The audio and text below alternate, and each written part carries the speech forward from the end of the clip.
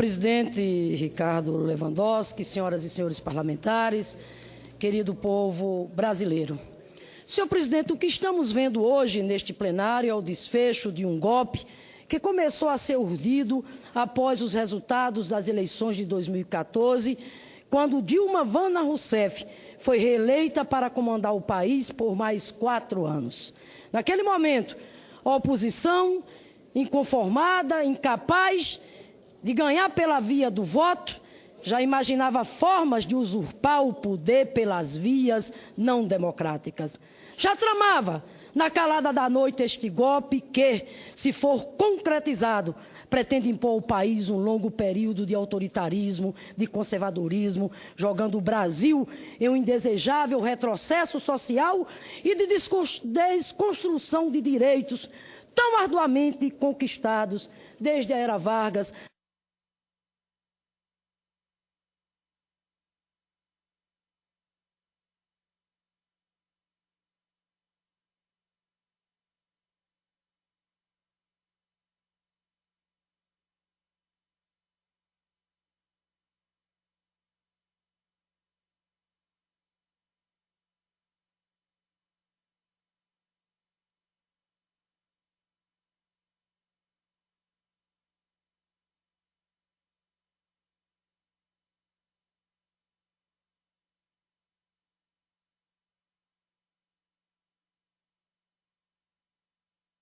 Com o nosso partido. Isto é uma falácia. Senhor presidente, foi exatamente o contrário. Foram os governos do PT que mais investiram e promoveram o respeito às instituições para que tanto o Poder Judiciário como a Polícia Federal e o Ministério Público tivessem ampla autonomia de investigação para levar adiante operações como a Lava Jato. Houve um incitamento ao ódio ao PT, à esquerda brasileira, aos movimentos sociais, e com isso cresceu neste país, sim, o conservadorismo, a discriminação, a intolerância com os mais pobres, com os negros, com a população LGBT. Não deixaram, senhor presidente, não deixaram a presidenta governar desde o primeiro dia do seu mandato. Os perdedores não tiveram prurido algum em se aproveitar de uma crise econômica internacional e se unir ao capitão do golpe, o senhor Eduardo Cunha, que em uma ação sabotadora colocou em votação pautas bombas, e ao vice-presidente traidor e oportunista Michel Temer para criar a ingovernabilidade, agravando ainda mais os efeitos da crise econômica. Nós sabemos que os atos necessários para configurar crime de responsabilidade e, portanto, afastar uma presidenta legitimamente eleita, não puderam ser comprovados pela comissão de impeachment, que durante quase 3 meses analisou as denúncias. Na verdade, os 44 depoimentos de testemunhas que ouvimos aqui no Senado Federal, tanto da defesa quanto da acusação, os argumentos apresentados por ambas as partes, a perícia realizada por servidores do Senado, tudo isso só se viu para dar uma convicção ainda mais firme que temos repetido desde que o senhor Eduardo Cunha, em desvio de finalidade, em uma atitude mesquinha e vingativa, resolveu acatar o pedido de impeachment encomendado pelo PSDB.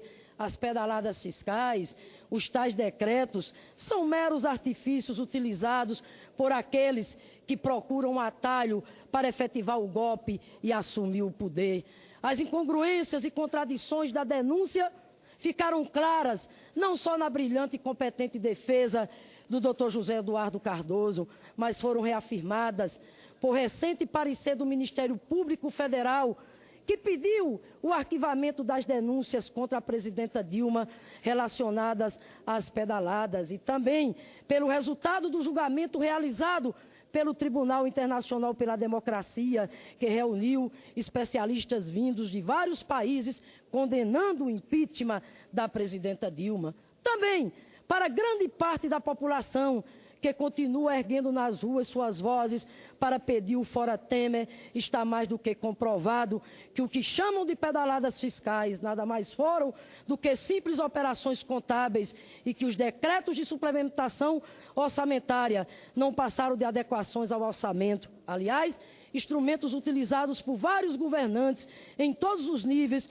e até mesmo por donas de casa, especialmente em épocas de crise. Por isso, senhor presidente, não adianta quererem nos censurar, retirando das notas taquigráficas as palavras infâmia, fraude, porque diante da falta de embasamento jurídico, de comprovação de crime de responsabilidade por parte da presidenta Dilma, é sim um relatório fraudulento este apresentado pelo senador Anastasia. A despeito de seguir um rito constitucional, o texto inverte fatos em busca de um mérito que não pôde e não pode ser comprovado. Isso tem nome, é fraude. Senhor presidente, cada um de nós é responsável pela construção desta história, pelas escolhas que fazemos. E os que votam com o relator, está claro, têm em comum um imenso desprezo pela democracia e um inaceitável desrespeito pela soberania popular. Os que concordam com o senador Anastasia compactuam, na verdade, com o golpe e estão de acordo com a agenda de retrocessos que está por trás desse golpe. Antes mesmo da certeza do poder, já colocam em curso o projeto de dilapidação do patrimônio público por meio das privatizações feitas de forma assodada e irresponsável e da entrega do nosso pré-sal, tão importante para garantirmos a continuidade das metas do precioso Plano Nacional de Educação, pelo qual tanto lutamos. Não é só um golpe contra a presidenta Dilma, contra a Constituição e contra a democracia. Trata-se da imposição de uma agenda para confiscar direitos dos brasileiros, como as já anunciadas reformas trabalhistas e da Previdência, que mexem com a jornada de trabalho, a idade mínima e o tempo de contribuição para a aposentadoria.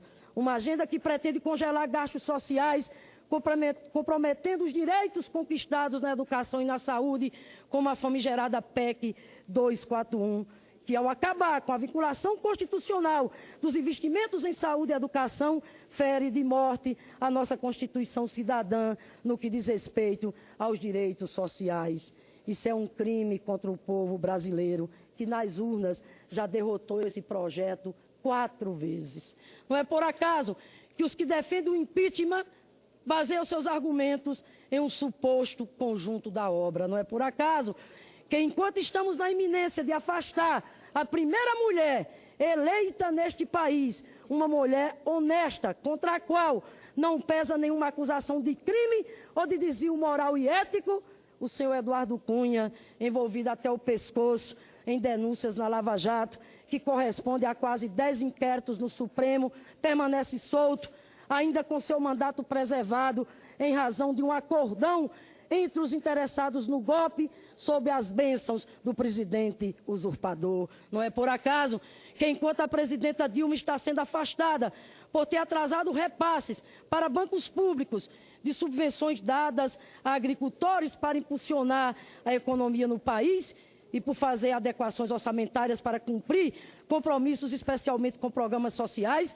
o presidente, que usurpou sua cadeira, e vários membros de sua equipe têm, estes sim, seus nomes envolvidos em delações ocorridas nas investigações da Lava Jato. No último fim de semana, o Marcelo Odebrecht afirmou que Temer negociou, dentro do Jaburu, doações ilegais para campanhas do PMDB. É um escárnio, senhor presidente, tirar do poder uma presidenta que jamais teve seu nome citado por nenhum delator, simplesmente porque não tem participação em crimes, para colocar em seu lugar alguém que teve seu nome envolvido em diversas delações e que com a presidência ganhará de quebra a blindagem para não ser sequer investigado por esses crimes. Repito, é uma blindagem vergonhosa que escancara o que temos dito, que o impeachment é também para sepultar investigações. O meu voto, senhor presidente, respeita a minha história, pois tem a mesma origem humilde de milhares de mulheres nordestinas que Clarice Lispector transportou para a literatura no belo romance A Hora da Estrela. O meu voto é não, senhor presidente. Não ao golpe que viola a Constituição e revela imenso desprezo pela democracia. Não à agenda imposta pelo golpe que ataca as conquistas sociais e os direitos dos trabalhadores brasileiros.